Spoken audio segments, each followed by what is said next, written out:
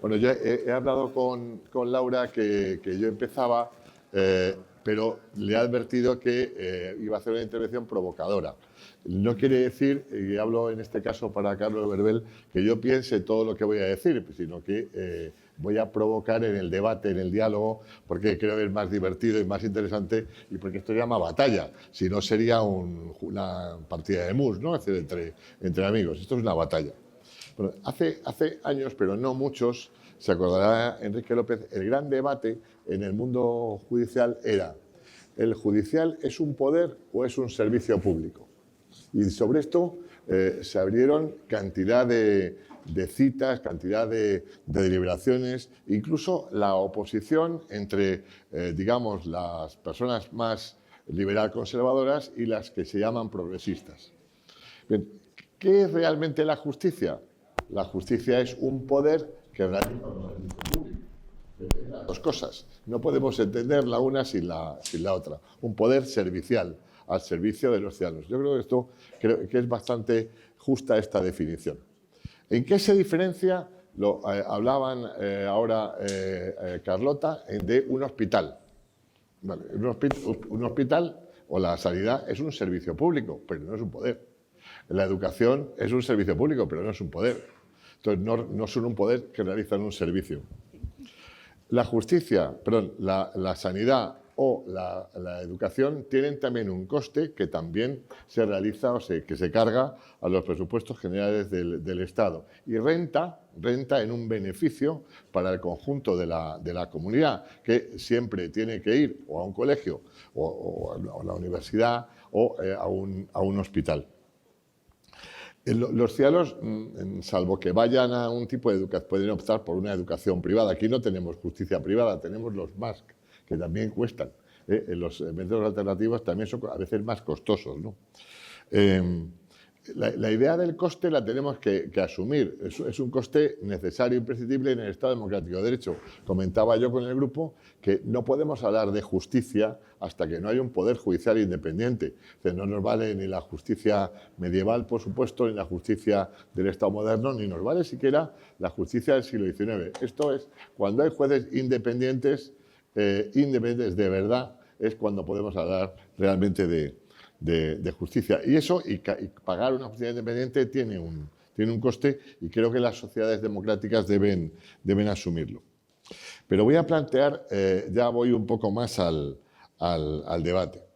El modelo de justicia español es un modelo que viene heredado de cuando los juzgados estaban organizados de otra manera, ¿no? Cuando al final, aquí la gente es muy joven, pero el personal del juzgado cobraba en función de los pleitos y en función de la celeridad o no celeridad. Y hoy son sueldos públicos iguales en función de las categorías.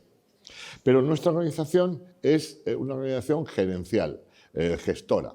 En cada juzgado hay 10 funcionarios, de los 12 cuerpos de funcionarios, 10 o 12, ¿no? Son 10 o 12. Entonces nosotros pagamos por gestionar a 10 o 12 personas y pagamos por resolver a una.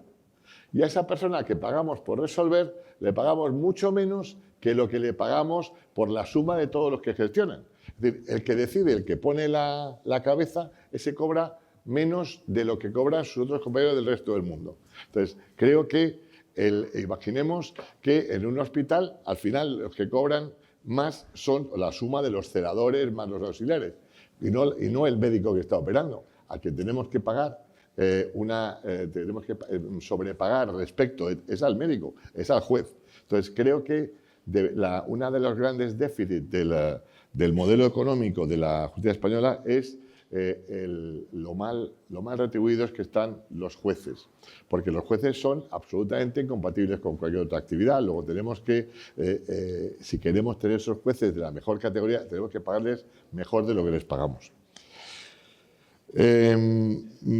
¿Cómo pagamos el resto? Es decir, al juez le paga el Estado a través del Ministerio de Justicia y a los funcionarios del juzgado les pagan las comunidades autónomas. Es decir, tenemos entes pagadores diferenciados.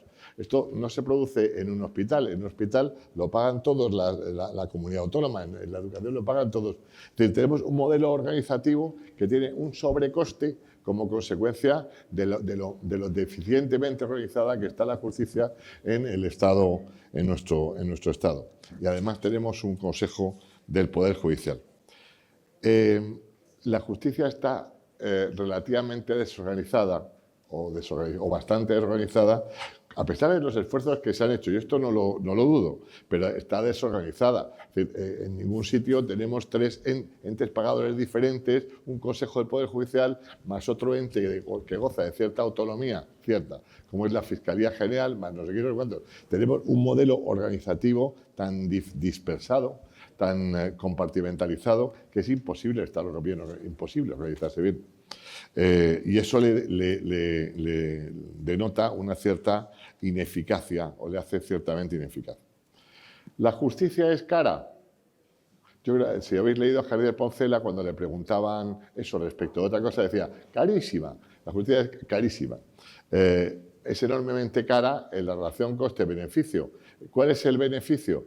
El beneficio teórico es la seguridad jurídica, ¿no? Es decir, otorga seguridad jurídica, algo que no tenemos si no acudimos a la justicia. Pero si vemos si la justicia dota más seguridad al sistema español, al sistema, pues creo que no dota de más seguridad por la imprevisibilidad de la que hablaba esta mañana Juan Carlos, porque no hay en la ciudadanía una sensación de que cumplir la normativa, la ley, tiene un beneficio, sino que se buscan los subterfugios para incumplimiento, es decir, que también se conocen las argucias procesales para alargar los procedimientos. Es decir, en realidad la justicia es carísima porque no ayuda a conseguir una mayor prosperidad o conseguir un mejor cumplimiento de la ley. No han servido las inversiones que se han realizado para mejorar los inputs. Eso quiere decir que si la justicia peca de ineficaz por de su desorganización, peca de ineficiente porque cuesta demasiado para el escaso beneficio que reporta a la sociedad. Bueno, como he dicho que iba a tener una intervención provocadora, creo medianamente haberlo conseguido, haber sido especialmente provocador, pero Carlos, yo no pienso lo que digo. A mí estoy en la batalla porque me ha tocado estar en este punto. Puedo exactamente no como Carlos, sino como Groucho, pensar exactamente lo contrario. Muy bien, pues...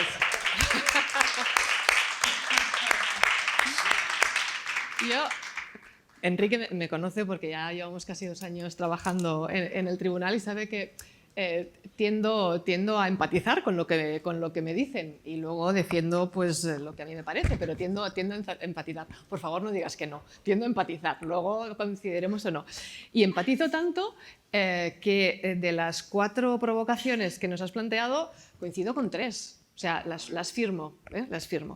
Y ahora os explico con un poco más de detalle. La justicia es un poder y la justicia al mismo tiempo es un servicio público. Esto coincido o no, es una obviedad, es evidente, como lo has planteado tú. Y coincido también en que el énfasis se debe de poner en el servicio público. Cuando a una persona se le dice sanidad, servicio público. A una persona se le dice educación, servicio público. Cuando a alguna persona se le dice tribunales, no sé si todos los ciudadanos españoles dirían directamente servicio público y quizá aquí haya un hándicap que tengamos que superar, que al final la administración de justicia, el ciudadano la visualiza como algo por lo que se tiene que pasar porque no se tiene más remedio, pero que no sabes ni siquiera si vas a pagar dinero para que te salga bien, ¿no? Por tanto, el énfasis en que la Administración de Justicia es un servicio público, yo creo que estaría muy bien que todos hiciéramos un poco de pedagogía, porque realmente lo es. Al final, como decía en la intervención inicial que he tenido, o que os he comentado, al final la justicia hace mucho bien. La justicia es la base del Estado democrático y es cierto que en muchas ocasiones la justicia es lenta, la justicia es excesivamente costosa, pero hay muchas veces que la justicia hace justicia.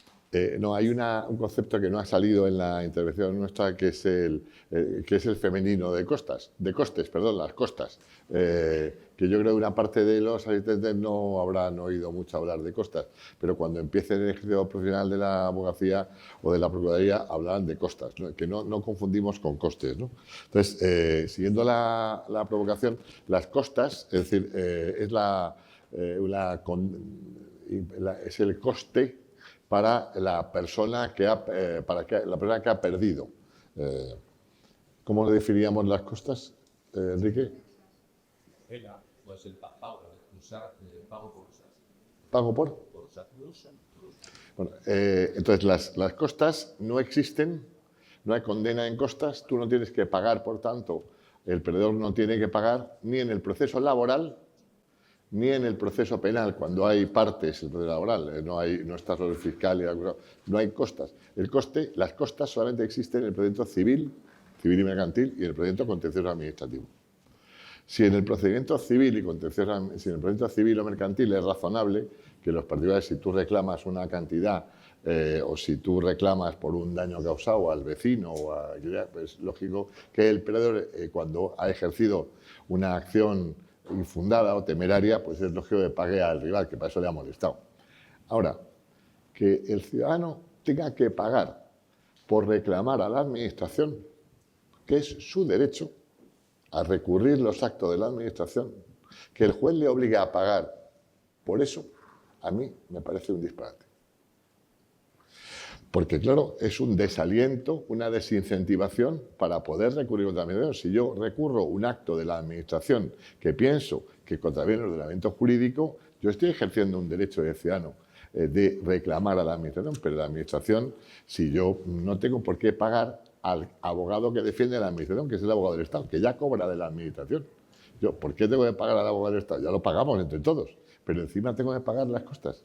Yo este tema, claro, se ha ido Rafael, este sí lo he pensado desde hace mucho tiempo, no tiene sentido, porque es una desincentivación siempre y cuando efectivamente no sea temeraria. Si yo me estoy inventando algo o estoy como alguien cambiando el contenido de la sentencia para decir otra cosa, pues la temeridad desde luego debe castigarse siempre en la sociedad democrática, pero en una acción normal, que me den o no me den la razón, bueno, pues este es otro tema. Y tenemos que repensar también alguna vez el tema de la justicia gratuita. Alguna vez hay que repensarlo. Por supuesto, la justicia gratuita es un bien jurídico que está en nuestra Constitución, está universalizado, pero creo que debemos dar una vuelta porque la temeridad también se puede ejercer por alguien, o sea, se puede recaer la temeridad por alguien que tiene derecho a la justicia gratuita. Al señor aquí también se lo pagamos entre todos. Bueno, estamos en la provocación, Carlos, Verbel. Que te veo apuntando y me da miedo. Muy bien, pues yo voy a seguir con el tirar un poco del hilo que planteas de las soluciones, ¿no? Es decir, hasta ahora hemos expuesto el problema, si servicio público, coste-beneficio, etcétera, y ahora apuntabas, Enrique, dos posibles modificaciones, ¿no? El regular de otra manera las costas procesales o, por ejemplo, el tema de la justicia gratuita, repensarlas. Yo coincido con que son temas a los que se debería dar la vuelta, pero me gustaría acabar ya este espacio que nos han reservado con la solución que nos proponéis desde la organización, ¿no? Que nos planteabais si los medios alternativos de solución de los conflictos podían ser una solución a la situación de la Administración de Justicia desde el punto de vista de los costes, ¿no? de los costes procesales. A mí, en relación con esto, querría hacer una precisión que a mí me parece importante, y es que estamos hablando de cosas distintas. Una cosa es un juez que administra justicia y otra cosa es una mediación o una conciliación. En una mediación, por ejemplo, la persona que media no tiene que tener ni siquiera conocimientos jurídicos. En una mediación, en una conciliación, se puede llegar a un acuerdo o no. En fin, son instrumentos distintos que yo creo que son complementarios, que al final, a las alturas en las que estamos, tendríamos que acabar perfilando mucho más qué es lo que tiene que ir a la Administración de Justicia y qué es lo que tiene que acabar, por ejemplo, en una mediación o en una conciliación. Por ejemplo, se me ocurre, ya para finalizar y no alargarnos, pues en temas de separaciones o de divorcios, parece más oportuno ir hacia una mediación en determinadas cuestiones que no ir a una solución judicial. Pero en cambio, en otras cuestiones relacionadas, por ejemplo, pues no sé, con temas mercantiles, quizá la salida no sea una mediación, sino que la salida está en un tribunal de justicia. Por tanto, ¿es una solución? Es una solución, pero no como sustitución, sino como distribución de los problemas en los mecanismos donde plausiblemente vayan a tener un eco superior.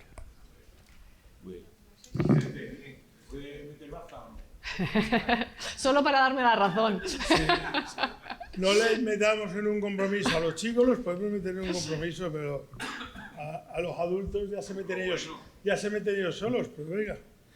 Pero poquito, que nos queda muy poquito tiempo, y aquí hemos venido a que tengan el éxito los chavales y que sean los que sobresalgan, no nosotros. Nosotros ya tenemos todos éxito, dinero y más cosas. Pero ellos son los que están... Sobre esto no vamos a discutir, ¿verdad? Que levante la mano el que no tenga dinero. En la justicia gratuita ya sabemos que se examina mucho la capacidad económica de la persona y la idea es no impedirle el acceso a los tribunales. Y yo creo que sería muy dificultoso el primero ver la prosperabilidad de la acción para ver si se le da o no derecho a justicia gratuita. Yo creo que los casos de mal uso de la justicia gratuita se podrían luego reconducir por vía de estafas procesales, tentativas de estafas procesales, etcétera, que eso sí que permitiría una sanción sin dificultar el acceso. Pero sí me parece muy interesante la cuestión que ha sacado Enrique de las costas y de la justicia gratuita en relación a las personas jurídicas, porque Juan Carlos sabe el problema que tenemos, que como no tienen acceso a las personas jurídicas a la justicia gratuita, los abogados, los colegios de abogados, tampoco les nombran abogado de oficio, cuando la persona jurídica que a lo mejor está encausada en un procedimiento penal no designa abogado y procurador. Y con esto se plantea un problema en la práctica a muchos tribunales que nos ha costado mucho de resolver. Porque yo creo que a veces se confunde un poco lo que es la justicia gratuita con la designación por turno de oficio del letrado. Y ahí se plantea un problema en las costas y las costas de la defensa de la persona jurídica, que yo creo que es muy relevante, y me alegro mucho que lo haya sacado Enrique, porque nos da muchos problemas en la práctica a los tribunales y juzgados del orden penal. Gracias. ¿Le dais la razón o la contradecís? Bueno, como ya está... Lo dejamos solo. ¿Contestas? Lo dejamos solo, ¿no? No, que... Vamos a ver, la idea un poco, Carolina, efectivamente, es decir simplemente que hay temas que están vivos, hay temas a los que se le ha dado pocas vueltas, yo tampoco tengo la solución, sino simplemente es ponerlos encima de la mesa. A veces pensamos siempre en los grandes temas de arriba y a veces hay que pensar en estos que están más cerca, ¿no? Pero no sé encontrar la respuesta. Muchos puntos de lo que aquí se ha tratado los llevamos reivindicando nosotros mucho tiempo. Primero, ahora que ha estado tan de moda y que están con la Ley Orgánica de Derecho a la Defensa, hemos defendido que no se hiciera una ley orgánica del derecho de la abogacía, sino más bien una ley orgánica del derecho a la defensa que no deje fuera a otros colectivos que son tan importantes, por no decir más, y lo puedo decir porque soy abogado, que los abogados, o desde el punto de vista de la economía, ya no solo procesal, sino de la administración en general, la ley que llevamos reivindicando y que, por cierto, la traía en un partido político en su programa, que es una ley de colaboración social, que regule la figura de los colaboradores sociales en un país donde más del 70 o del 80% de los trámites que se realizan de todo tipo se hacen siempre a través de la figura de un tercero, llámese primo, hermano, tío, gestor administrativo, otra cosa. Si nos fijáramos simplemente en esas dos, probablemente el 90% de lo que aquí se ha tratado ya estaría solucionado o estaría en vías de solución. Por lo tanto, bueno, aunque a mí no me correspondía, ya que me lo han dejado como a los toros el capote, entro, saco y doy el pase y con un poquito de suerte que me den las dos orejas. Muchas gracias. Ahora vamos a hacer una foto. Vienen los chicos a dar la respuesta y luego os digo dónde está el café. Bueno, chicos, ¿quién quiere responder primero? ¿Os doy la palabra esta vez a vosotras?